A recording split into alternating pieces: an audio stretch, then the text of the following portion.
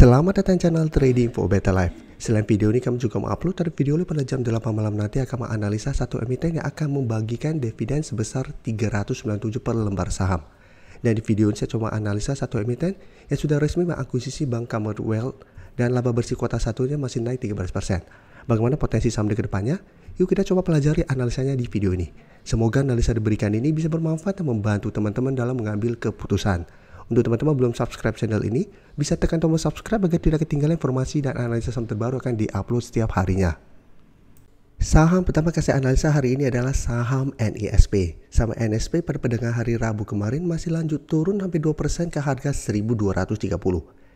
Bisa kita perhatikan di technical.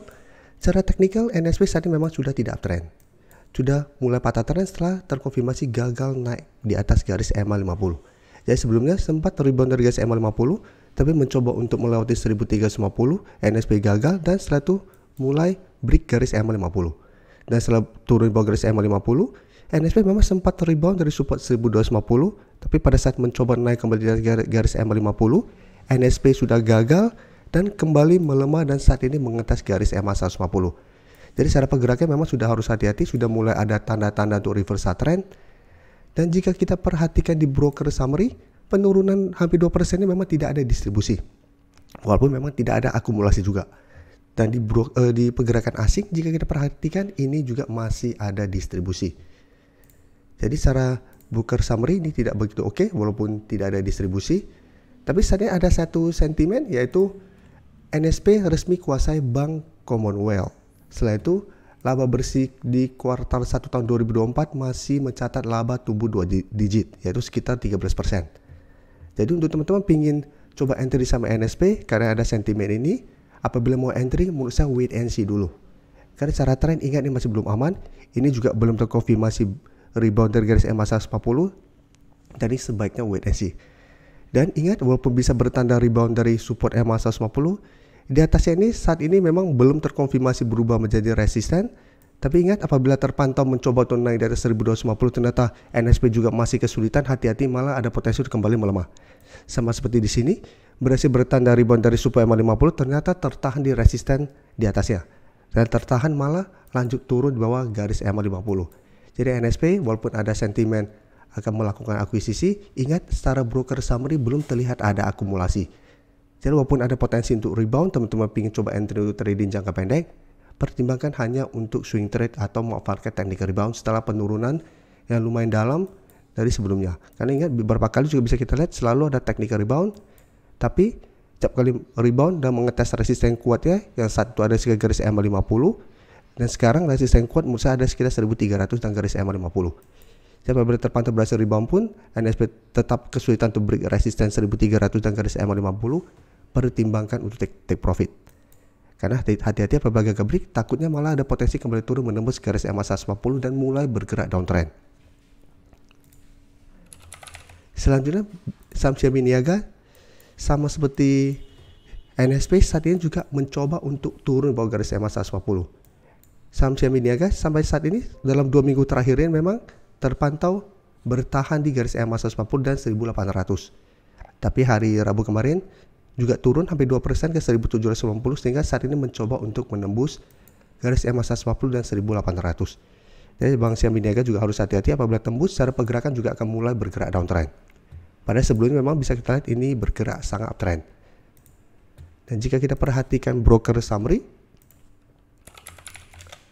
penurunan hampir 2% ini juga sebenarnya tidak ada akumulasi maupun distribusi. Tapi asing juga terpantau satu minggu ini masih keluar dari saham Xiaomi Niaga. Jadi untuk Xiaomi Niaga juga menurut saya apabila teman-teman sudah dapat dan saat ini masih hold, masih bisa hold apabila Xiaomi Niaga masih kuat minimal di 1800. Jadi apabila minggu depan terpantau masih bisa naik dan bertahan 1800, apabila teman-teman masih mau hold itu masih oke. Tapi apabila terpantau minggu depan masih lanjut turun di bawah 1800, pertimbangkan untuk keluar. Kan secara pergerakan juga ada potensi untuk lanjut turun ke 1750 dan akan mulai bergerak downtrend. Jadi untuk yang ingin coba memanfaatkan ini untuk technical rebound juga seperti saham NISP, wait and see dulu, lihat apakah Xiaomi Niaga minggu depan bisa bertahan 1800. Apabila mau coba entry ke 1800 dan garis EMA 150, ingat jadikan 1880 sampai 1900 untuk target take profit jangka pendek. Karena beberapa kali bisa kita lihat Bank Semi Niaga bisa rebound dari garis EMA 150 tapi selalu tertahan sekitar 1880 sampai 1900.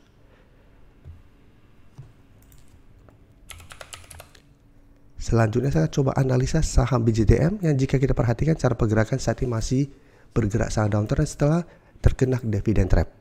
Ya, sebelumnya Bank BJTM mulai bangkit berhasil naik di atas garis EMA 50 150, tapi pada saat exit dividend BJTM langsung terkena dividend trap dan berada di bawah garis EMA 50 150. Dan selalu saya jelaskan apabila sebuah saham sudah turun di bawah garis EMA, hati-hati, cara kemungkinan probabilitas terbesarnya akan melanjutkan downtrendnya atau akan mulai bergerak downtrend. Jadi pada saat BJTM ini bisa kita pada saat terkena dividend trap langsung turun bawah garis EMA 1 bisa kita perhatikan sampai saat ini masih terus bergerak turun. Dan untuk support terdekat jika kita lihat saat ini di 570. Dan bisa kita perhatikan di broker summary, asing juga terpantau masih distribusi minggu ini, dan di broker summary jika kita perhatikan ini juga masih ada distribusi dengan jumlah lumayan besar. Jadi untuk BJTM harus hati-hati, ada potensi saya untuk kembali turun menuju 550 sampai 530. Jadi untuk BJTM saya menurut saya juga belum layak untuk entry karena secara sentimen juga belum ada, secara candle juga saya masih belum oke. Selanjutnya saya coba analisa saham PNBN yang bisa kita perhatikan cara pergerakan juga saat ini kembali melemah. Sebelumnya sempat rebound dari support 1080 dan sempat naik di atas garis EMA 50, tapi selalu tertahan di garis EMA 150. Walaupun bisa kita lihat candle sempat menyentuh resisten berikutnya 1200, tapi secara candle garis EMA 150 belum terkonfirmasi break karena shadow-nya saja yang menyentuh. Walaupun sempat closing di atas garis EMA 150, tapi secara candle ini belum terkonfirmasi dan bisa kita lihat kembali berada bawah garis EMA 50. Dan untuk support yang lebih kuat menurut saya saat ada sekitar 1040 sampai 1050.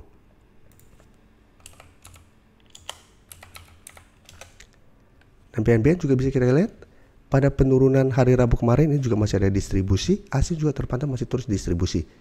Jadi untuk PNBN saya lihat secara pergerakan masih akan sideways cenderung downtrend. Jadi masih ada potensi untuk bergerak di range harga 1040 sampai 1120. Jadi saya lihat masih ada potensi untuk melemah menuju harga 1040. Jadi untuk PNBN juga hati-hati secara pergerakan menurut saya masih belum layak untuk entry karena masih belum oke, belum ada sentimen.